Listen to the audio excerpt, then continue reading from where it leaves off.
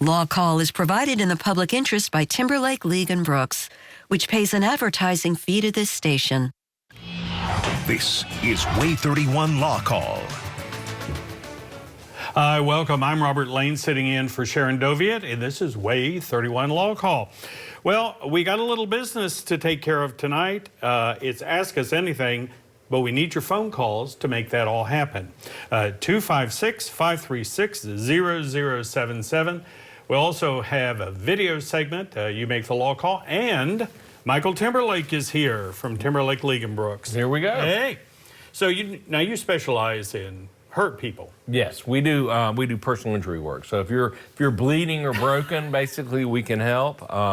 But I have been practicing law for 30 years in Tennessee Valley. You can pretty well so I kind of know my way around. Well, and speaking of Tennessee, you now have a license in Tennessee. We do have a license in Tennessee. We have four of our five lawyers are all licensed in Tennessee, and we have a pretty healthy practice up, just north of the border. Well, while you're making those phone calls, see that number, 536-0077. We're going to take a look at a little piece of video.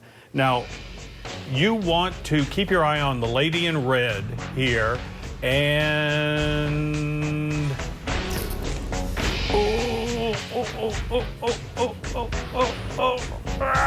Oh, bless her heart. Okay, now she wasn't hurt. That's good. I'm happy to That's say. good.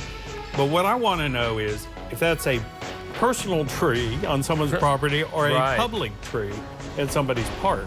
Yeah, exactly.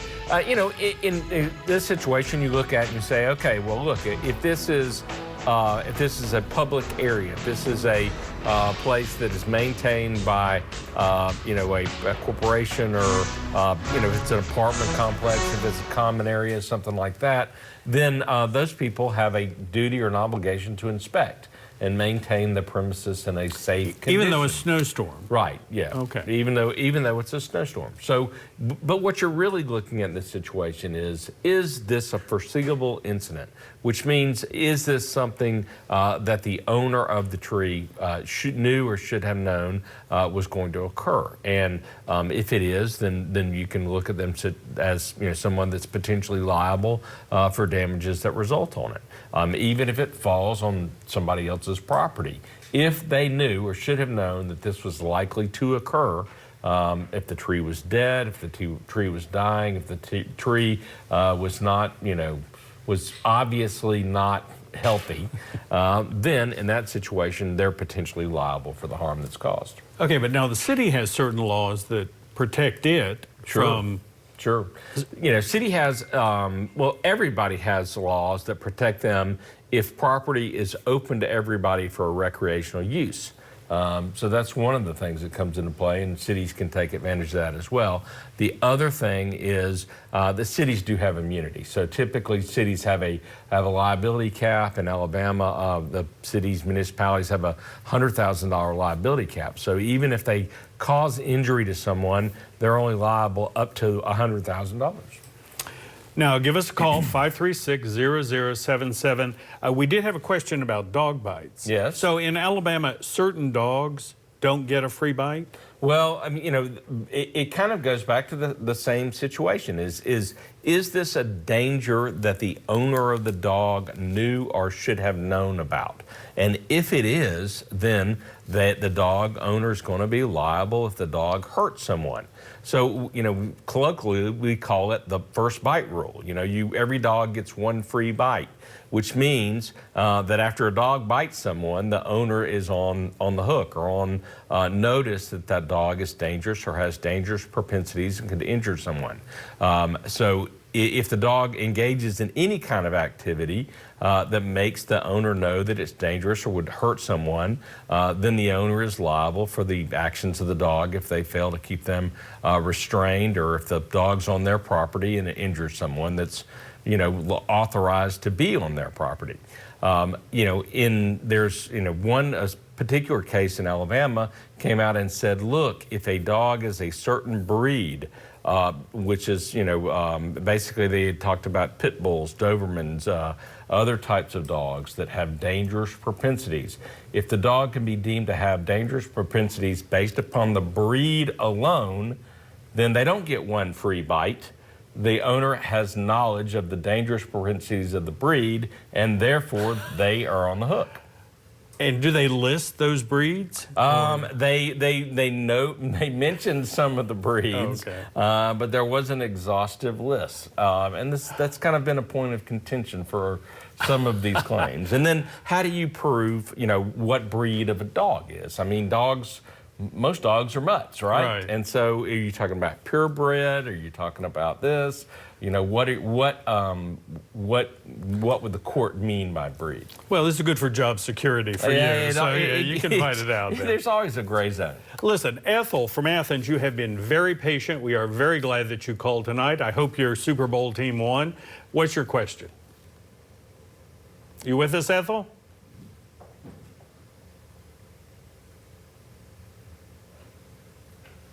Let's try Angela from Decatur. Hey, Angela. Well, there's Ethel. It must be. Angela? No, I hate that. Listen, I understand that we here in Madison County are trying to get a public defender's office. Right. Explain to me what that means. Well, so basically the way that if you are charged with a felony and you cannot afford an attorney, then the Constitution provides that the state will appoint an attorney for you to represent you. Traditionally, we have in Madison County we have allowed the court to appoint certain attorneys.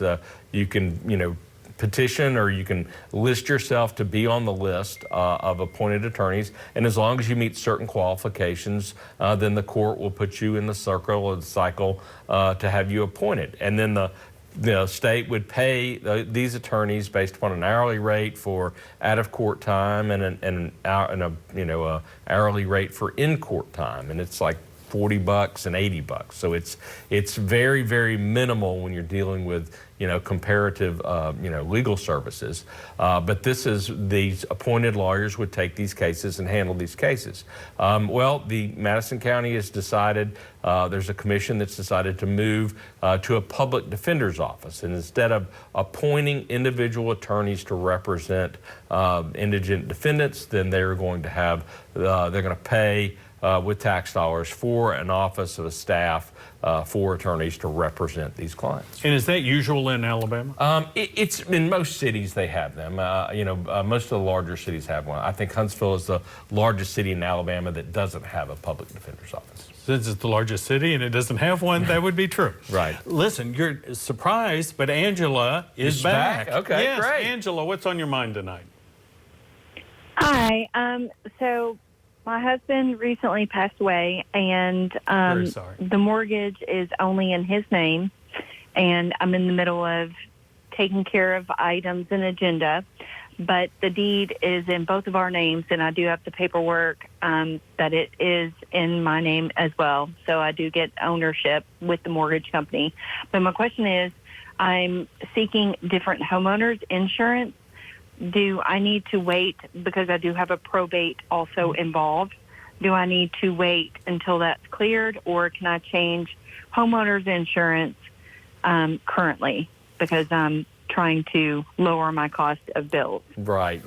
Well, that's a good question. So basically, from what you described, I'm presuming that the property was held with what we call joint tenancy with right of survivorship. And basically what that means is there are two people that are listed on the deed, and what happens is if one of them should pass away, then their share automatically goes to the other party. And vice versa. So, your husband passed away, based upon the language in the deed, you are the owner of his half of the property. Now, you are now the owner with the bank because the bank has a mortgage, but in terms of, who has title to the property, you're the one who has current title to the property. So you're the one that's going to need to insure the property. And if it's joint tenancy, it passes outside of the estate. So even though if you probate, if you've got a will and you're going through some things with probate to probate his estate, this property is not included in that process. It passes outside of the estate. So what you're going to need to do is make sure, yes, that you have insurance on that property. You are the person that has the right to have insurance on that property. The mortgage company is going to insist that you get insurance on the property and that they're named as a secondary insured or primary insured on the property. So you want to make sure you deal with that. And then basically go talk to the mortgage company about refinancing in your name only to make sure that you can, get financing for the property. Well, Ethel really does want to talk with you. She has called us back. We got their callbacks. That's great. Ethel, what's on your mind? Well, I was wondering. You're on the air. You just listen to your phone, not the TV. Yeah, I was wondering if you have a will, do you need a trust, and what's the difference between a will and a trust? Oh, that's a good thing. Well, basically the difference between a will and a trust is a trust is something that you can put assets in during your lifetime, let someone else take control of them, and then they can disperse them to someone else, or they can belong to someone else once you're gone. A will comes into play once you're gone, and it basically disperses your assets. Most people in Alabama only need a will. If you play your cards right and you name beneficiaries to bank accounts, or you name beneficiaries to investment accounts or 401k accounts, and then you hold property with right of survivorship like we just talked about, then you may not even need to probate a will. But the best thing to do is get a will, and that's more than likely going to be what you need in Alabama to do what you want to do when you pass. Now, did you learn all of this from your father? Because, I mean, he practiced forever. I did. So my dad's practiced for 63 years, and he kind of had a general practice and did a good bit of real estate. So he was my, he would be the person that I would call. God bless you. Now, Leah, if you'll just hang in there, we got to take a break, but I promise we'll get to you. Just hang in there.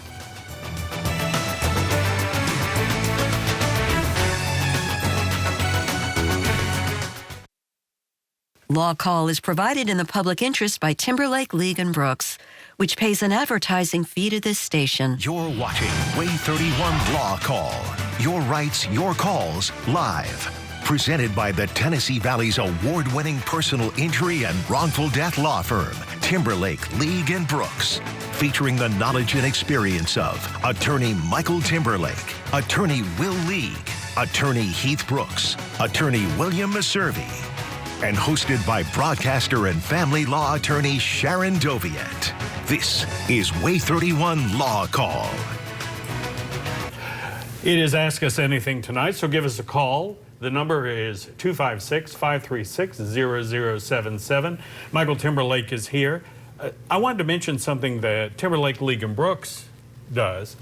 They provide free wheelchair service to all the Broadway Theater League performances. Yes. Yes, so when the Broadway Theater League has performances that, I guuld say start in the fall and run through the spring of every year, and this is a service that we do for the community, and we enjoy the shows, we enjoy the camaraderie with the folks that do it, we enjoy the wheelchair races that we get to have every so often, but we really do. It's good for the community, and it's a fun thing for us. And it's absolutely free. You just call Broadway Theater League. They come down, they'll pick you up, they take you back to your pickup point. Yeah, so it is, and they've got Mrs. Doubtfire coming, and Juliet. So a couple great shows coming absolutely. up. There's a few left in this year. All right, let's see if Leah held in there with us. Leah, are you there? From Killen. Yes, I'm still here. Yay! Hey, what can I do for you? Well, I have a question. It's regarding a garage door guy. He was going to install. Well, at first he was going to take down and then order and install a garage door so that it would be replaced properly. And that was on September the 8th, which is 5 months ago. He was given the money, and he's yet to do the work. And we filed a small claims, but he's fleeing from being served. So what can I do in regards to that?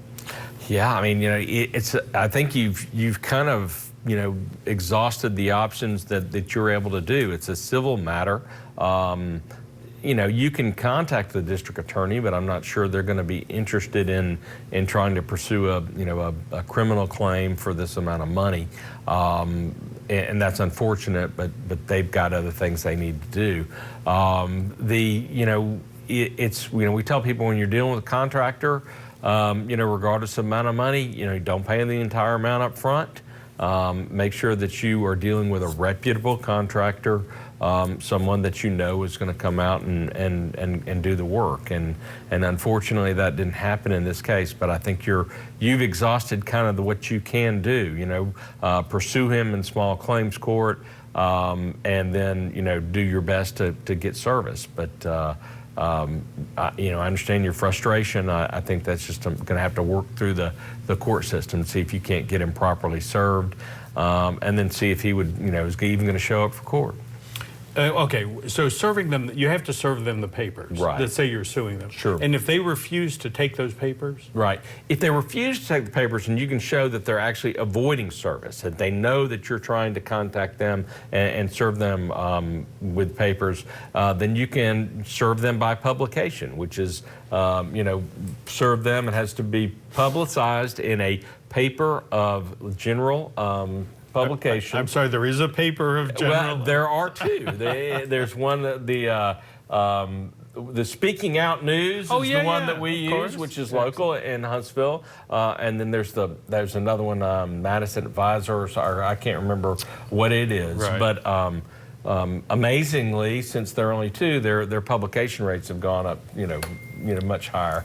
But there are two, and you publish it for 4 weeks, and then you're deemed to have them served. Fascinating. And now it doesn't mean that they're going to be able to pay a judgment, but you can potentially get a judgment for default. Okay, we've got to go to Guntersville. Cheryl, thanks so much for hanging in there. What's on your mind?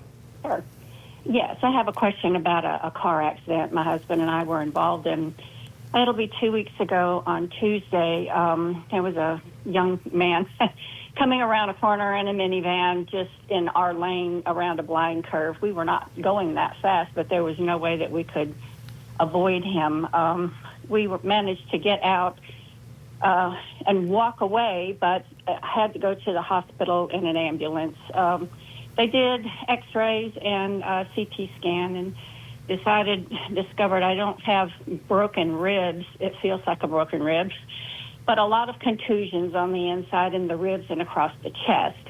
This was 2 weeks ago, and I don't have, I see the commercials on TV about people suing the insurance company because of pain and suffering. I understand now the meaning of that word, pain and suffering, but, I haven't lost a limb. I'm not in the wheelchair. I haven't had surgery. There is a loss of life in that I have lost the life that I had 2 weeks ago. I can't do anything that I did before, just waiting on all of this to heal. So my question is, given the slight injuries that I feel like I have, like what I just mentioned, I don't have, big injuries or surgeries or anything, would I be able to sue the insurance company for this young man who hit us? Well, yeah. I mean, so the question is, there's difference between are you able to sue him and can you make a claim? You can make a claim against his liability insurance company, and they will pay you for the damages that you've suffered, up to the policy limit. The policy limit in Alabama is typically $25, $50, $100, $250, $300, $500, and $1 million. But so typically what you see is a mandatory minimum policy of $25,000. More likely people have 50 and sometimes they have 100 is what you're looking at. But you can make a claim against the insurance company up to that amount. That would include compensation for your medical expenses, your pain and suffering, your mental anguish, any time that you've had off work, your property damage that you've suffered, and any permanent or disfiguring injuries that you have. So those are kind of the elements of your claim. This is something that personal injury lawyers talk about, every day.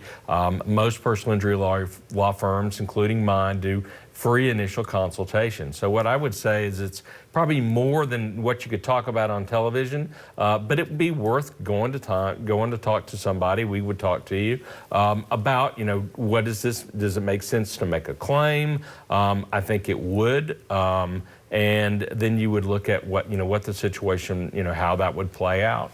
Whether this is something you need to hire a lawyer on or something that you want to try to work on yourself. We can at least talk to somebody. Yeah, absolutely. You don't have to hire anybody, and we do consultations for free. Okay, let's try and get Sandra in from Muscle Shoals. Sandra? Yes. What's your question? My question is, I was calling to see if there are any on the hernia mesh that everybody has had. I've had to go in and have all of the mesh that I had in my stomach taken out. And I mean, it cost me nearly 6 or 7 weeks in the hospital. I was in bad shape with it. But I've contacted like 3 different places that say on the television, we do this, we do that for hernia patients. But I've gotten no return from anyone.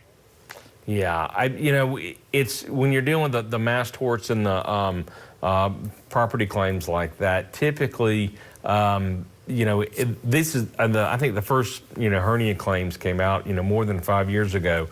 So a lot of those claims are way down the line in terms of people that could get compensation. The companies that were involved could be bankrupt, and that could play out. So, it's hard for me to tell you, directly, but you want to identify who the manufacturer of the mesh was. And if you had more than one types of mesh, that can make it more complicated. But if you have your records from those surgeries, that's going to be beneficial. But I'm afraid that a lot of that water is under the bridge in terms of the litigation that's gone on against those companies, and it may not be, fruitful for you to pursue the claims. Well, thank you. We'll be right back.